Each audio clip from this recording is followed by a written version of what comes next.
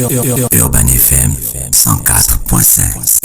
Urban FM 104.5. Vous êtes sur les 104.5 Urban FM, la station urbaine, et vous écoutez le Da Fresh Morning. Aujourd'hui, nous allons à la rencontre de Monsieur Ngosanga Idiédié, Francis Marcel. Il est apôtre et écrivain. Il vient nous présenter le livre Zebina. Il est avec nous dans le studio. Monsieur Idiédié, bonjour. Bonjour. Merci d'avoir accepté notre invitation. C'est un réel plaisir de vous rencontrer. Vous êtes apôtre et écrivain. Expliquez-nous. Comment vous pouvez être Bon, je suis plus que ça. D'accord. Parce que apôtre, je suis serviteur de l'Éternel. Ah, d'accord. C'est l'exercice que je fais maintenant. Et je suis écrivain parce que je vous présente déjà le livre, le contenu, enfin la synthèse du livre Zebina. Zebina.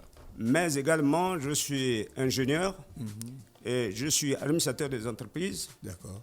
Je suis expert en gestion des ressources humaines et management dans la fonction publique. Okay. Ça, c'est ce que j'ai fait. Donc, en gros, pour l'instant, je m'occupe beaucoup plus d'être écrivain parce que j'ai présenté ce livre-là pour que le monde puisse connaître exactement les origines et qu'est-ce qu'est la langue Nzebi et l'histoire Nzebi. C'est votre premier ouvrage? C'est votre premier ouvrage? Pardon. C'est votre premier livre? Premier livre? Non, j'ai des livres que je n'ai pas publiés. D'accord. Mais j'ai préféré d'abord publier celui-là parce que j'ai travaillé sur les ressources humaines, notamment l'évaluation de l'homme public et l'entreprise publique, c'est-à-dire l'État. Oui. J'ai travaillé pour la gestion des ressources humaines qui, en fait, doit éclairer le gestionnaire public.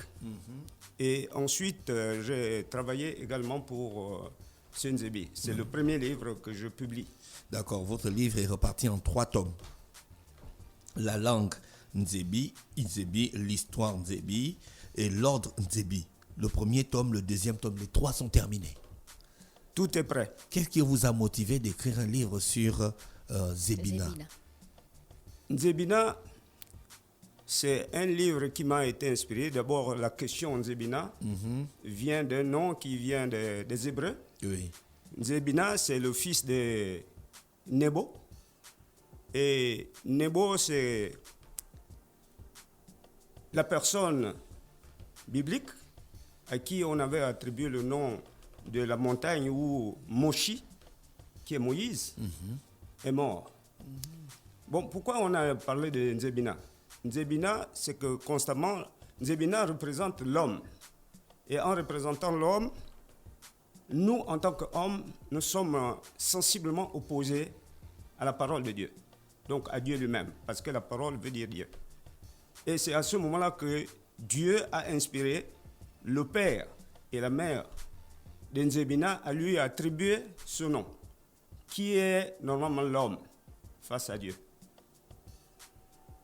Et ce Nzebina revient lorsque j'ai, dans notre langage, Nzebina, c'est des questions. Nzebi, Na, il y a d'abord Nzebi qui est le nom, et Na veut dire c'est qui. Comme je pourrais dire, Francis Marcel, c'est qui.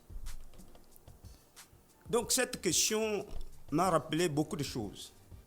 La première chose, c'est que lorsque vous écoutez l'histoire Nzebi, des Noirs en général, on a toujours tendance à dire qu'il y a eu une relation entre l'homme et le singe. Et c'est à ce moment-là qu'on a engendré un homme que nous sommes. Vous êtes d'accord avec cette théorie? Je ne suis pas tout à fait d'accord, c'est démontré même scientifiquement. D'accord. Et l'autre point, c'est que les Nzebis sont oubliés. Personne ne sait l'histoire des Nzebis. Donc il faille savoir. Ah non, il y a un monsieur qui est passé ici, nous a parlé de l'histoire de Nzebi avec les 7 tribus. Il y a aussi Nzebi, une épopée de l'Afrique centrale. Voilà. Bon. Vous avez lu le travail des autres, monsieur Ngosanga? J'ai lu le travail, mais c'est au-delà de leur travail. D'accord. Parce que le Nzebi ne se résume pas aux 7. Je voudrais par exemple vous donner un point de vue là où le Nzebi dit Nzebi ba ntsamba, na ntsamba nande, na nunu. Cela veut dire que Nzebi, en tant que père, a 15 enfants. Or, les 15 enfants, si nous nous résumons à 7 enfants seulement, cela veut dire qu'il y a un problème. On a plusieurs auteurs qui ont essayé de retracer l'histoire du peuple Nzebi. Sous quel angle vous l'avez travaillé? Bon, c'est normalement un univers, plutôt un domaine très vaste. Très, très vaste. C'est pourquoi, tellement qu'il y a des questionnements qu'il faut résoudre, c'est la raison pour laquelle j'ai eu à mettre trois livres. C'est même 4. C'est même 4, mais le 4e n'est pas travaillé. Donc, je préfère ne pas d'abord vendre la peau de l'ours avant de l'avoir tué. D'accord. Est-ce que vous avez, excusez-moi, est-ce que vous avez au départ une idée sur le peuple Nzebi qui s'est révélé fausse par rapport à vos recherches?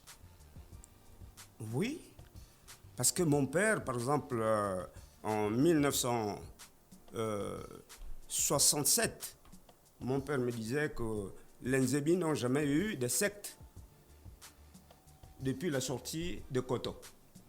Donc ça donne quelque chose à réfléchir du fait que lorsque vous voyez aujourd'hui que les Nzebi sont vraiment ancrés dans le fétichisme, et il faut se poser la question, est-ce que mon père avait des faussetés?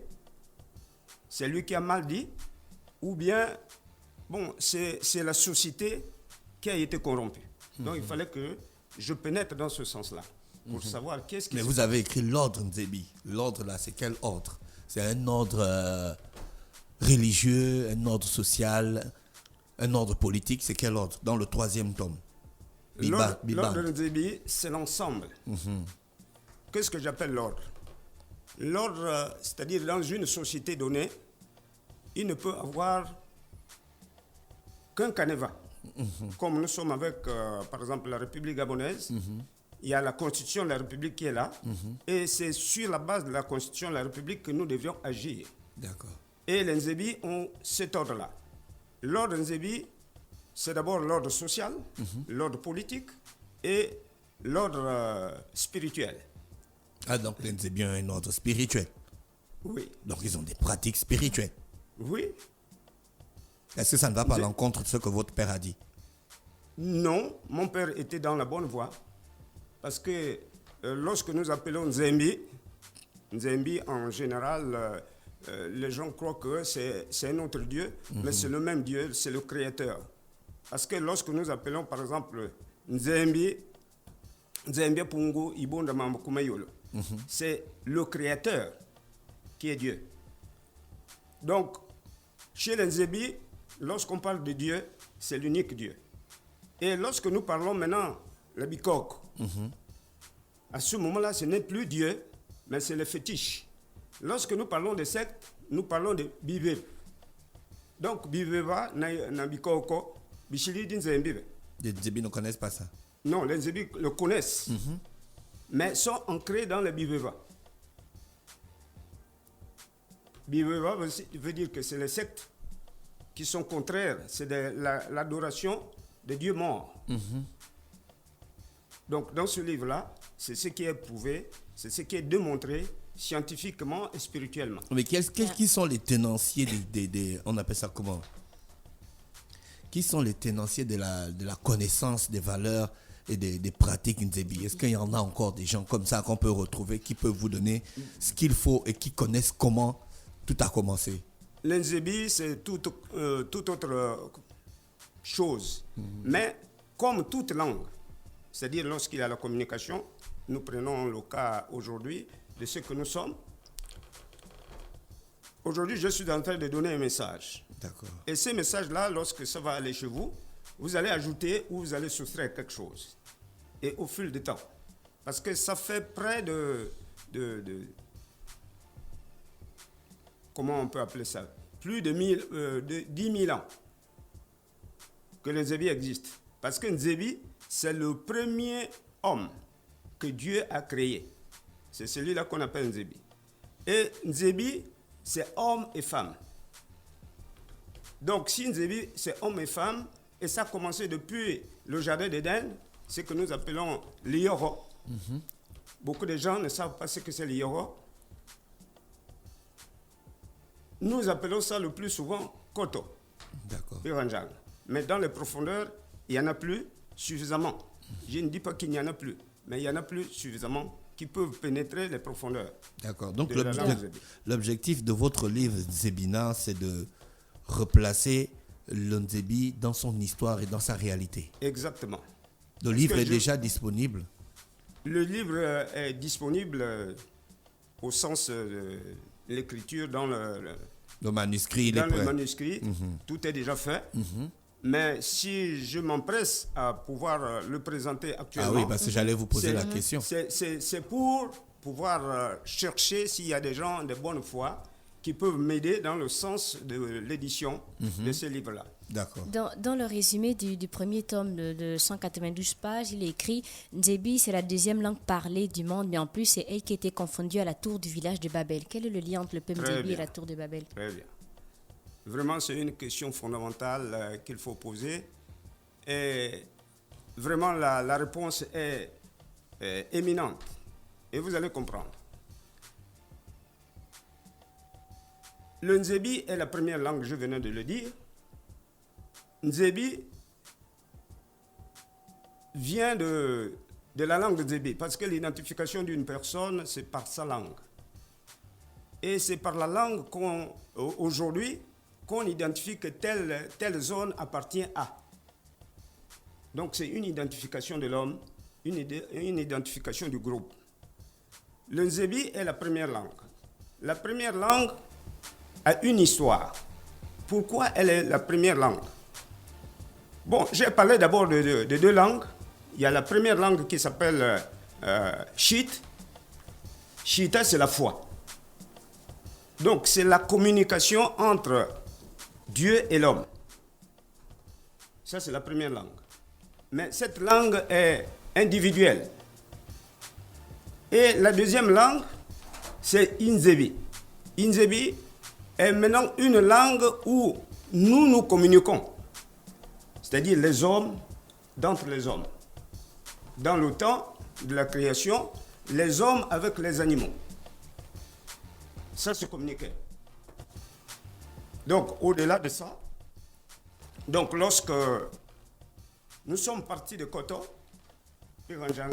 Koto veut dire que lorsque Dieu nous a visités, nous l'avons évité. C'est ce qu'on appelle Koto Piranjang. Donc nous sommes partis de ce village. Et ce village-là, on nous a fait sortir de ce village et nous sommes livrés à nous-mêmes. Et autour de ce qui a été fait, nous arrivons à un moment où il fallait qu'il y ait Nimrod. Nimrod, c'est le fils de Cush, le descendant de Cham.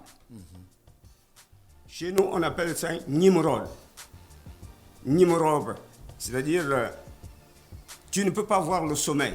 C'était un grand dictateur, le premier dictateur du monde. Et lorsqu'il est arrivé, il a utilisé cette langue pour haranguer les foules. C'était un grand politicien. Et il a voulu s'opposer à Dieu, compte tenu qu'il y avait déjà le déluge qui s'est déroulé. Et à ce moment-là, il a dit qu'il fallait qu'on construise une maison. Et cette maison devrait normalement protéger les hommes contre le déluge. Parce qu'il croyait que Dieu pouvait encore éliminer les gens par le déluge. Toute cette histoire est contenue dans le livre. Tout est dedans. Tout est à l'intérieur. D'accord. Donc, je n'ai pas terminé. Oui, allez-y. Bon, donc c'est la deuxième langue. La deuxième langue, là, est devenue la première langue parlée. Depuis Koto jusqu'à la tour de Babel. C'est-à-dire dans le village Babel. Babel, c'est en langue, c'est-à-dire il faut haïr. En fait, ce nom a été donné, c'est pour que Dieu haïsse les gens de ce village. Que ce village soit haï. Et c'est la raison pour laquelle Dieu est venu les confondre. Et c'est la naissance de plusieurs langues. Oui. C'est là où aujourd'hui, nous parlons par exemple le Fang, nous parlons les Mienais, nous parlons ceci ou cela. Mais quant à entendre parler que, par exemple, comment on peut appeler ça? C'est-à-dire les Hébreux sont les premiers? Non. Les premiers, c'est les Nzebi. les Hébreux sont issus de Nzebi. Donc on est tous Nzebi. Vous avez tout compris? Vous avez tout compris.